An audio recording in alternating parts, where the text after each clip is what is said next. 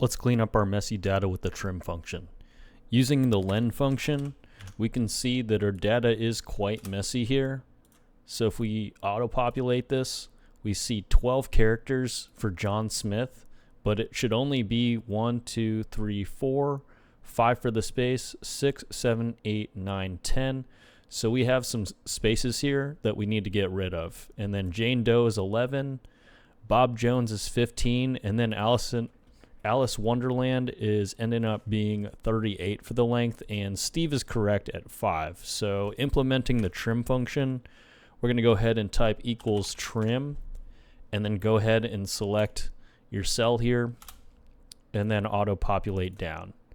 So notice when we use the trim function, it's removing the leading and trailing spaces and only separating these words with a single space here. So now we have extremely clean data. One thing to note though is if we delete our data in A, our entire clean data breaks. So to keep this clean data, go ahead and copy it, and then you can repaste it, but when you repaste, go ahead and select the second option, which is the values.